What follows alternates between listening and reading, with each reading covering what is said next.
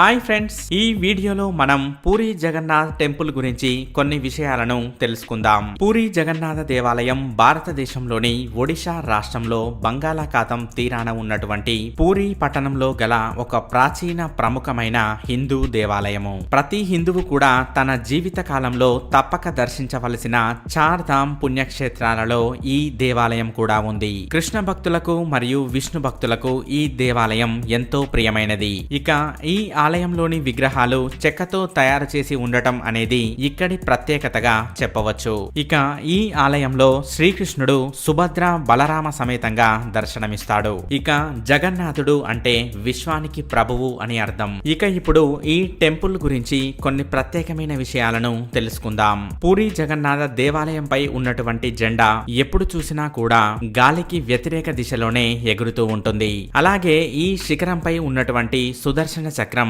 ఎవరు ఏ వైపు నుండి చూసినా కూడా వారి వైపే ఉన్నట్లుగా కనిపిస్తూ ఉంటుంది. ఇక మందిరంలోని వంటశాలలో ప్రసాదం తయారు చేయడానికి 7 కుండలు ఒకదానిపైన ఒకటి పెట్టబడి ఉంటాయి. అయితే ఆశ్చర్యపోవాల్సిన విషయం ఏంటంటే అన్నిటికంటే ముందు పైన ఉన్నటువంటి కుండలోని ఆహార పదార్థాలే ముందుగా తయారవుతాయి. అలా పైనుండి కింది వరకు ఒకదాని తర్వాత ఒకటి ఉడుకుతూ ఉంటాయి. ఇక సింహద్వారం గుండా మందిరంలోకి అడుగు పెట్టగానే సముద్రం యొక్క అలలు ఏ మాత్రం వినపడవు. అలాగే ఎప్పుడైతే సింహద్వారం నుండి అడుగు బయట పెడతామో అప్పుడే అలల యొక్క శబ్దం స్పష్టంగా వినిపిస్తుంది. పూరి జగన్నాథ దేవాలయం పైనుండి ఏ పక్షి కూడా ఎగురుకుంటూ వెళ్ళదు. అలాగే విమానాలు కూడా ఈ దేవాలయం పైనుండి ప్రయాణించవు.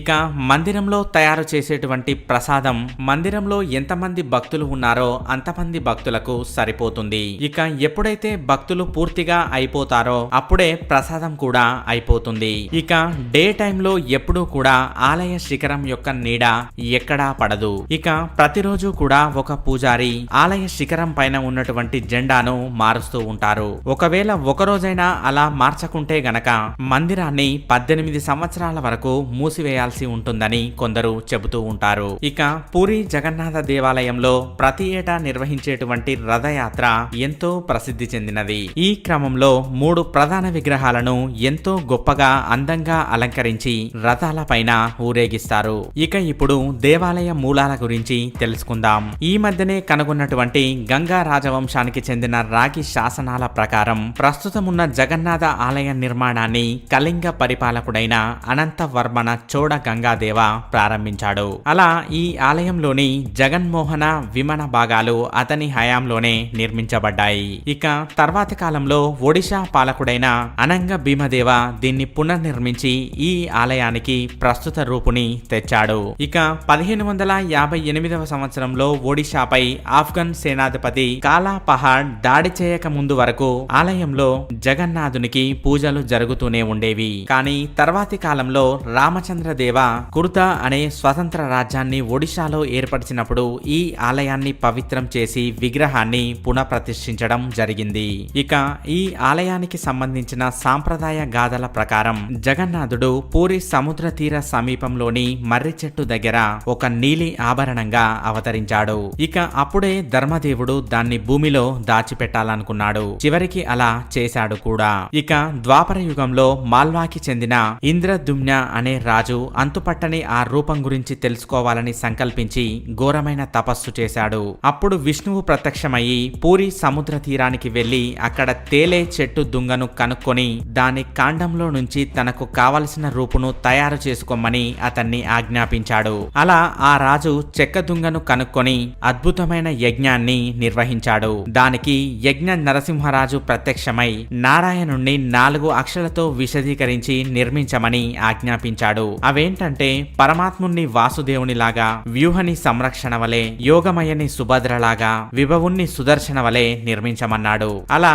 రాజు ముందు విశ్వకర్మ చిత్రకారుని రూపంలో ప్రత్యక్షమై చెట్టు నుండి జగన్నాథ, బలభద్ర, సుభద్రల రూపాలను తయారు చేశాడు. ఇక కొంతమంది పురావస్తు శాస్త్రవేత్తల సిద్ధాంతాల ప్రకారం ప్రస్తుతం ఉన్నటువంటి పూరి జగన్నాథ దేవాలయంలో అంతకు ముందు బుద్ధుని దంతాల అవశేషాలు కలిగిన ఒక బౌద్ధ స్తూపం ఉండేది. అది తర్వాతి కాలంలో శ్రీలంకలోని క్వాండికి తరలించబడింది. ఇక మహారాజా రంజిత్ సింగ్ అనే ఒక గొప్ప సిక్కు చక్రవర్తి ఈ ఆలయానికి అధిక మొత్తంలో బంగారాన్ని విరాళంగా ఇచ్చాడు. అలా ఆయన ఇచ్చినటువంటి బంగారం అమృత్సర్ లోని బంగారు దేవాలయానికి ఇచ్చిన దానికంటే కూడా ఎక్కువ.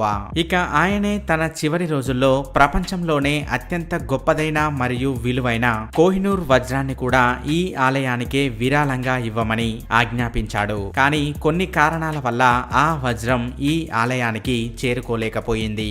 ఇక అప్పటికే బ్రిటిష్ వారు పంజాబ్ ని స్వాధీనం చేసుకుని అన్ని ఆస్తులను జప్తు చేశారు. ఇక ఈ భారీ ఆలయ భవనం యొక్క విస్తీర్ణం 4 lakhs స్క్వేర్ ఫీట్స్ కంటే కూడా ఎక్కువ.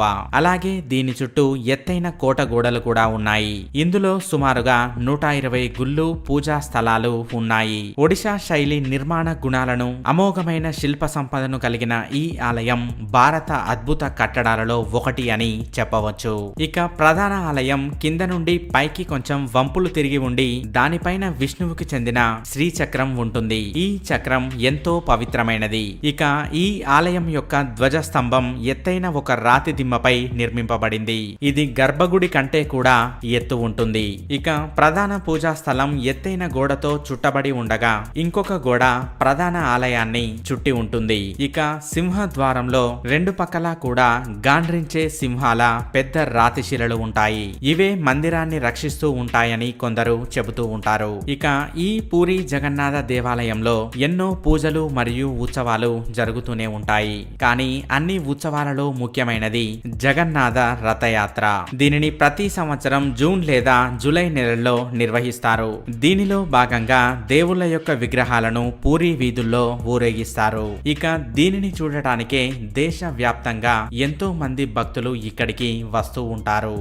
Hi friends,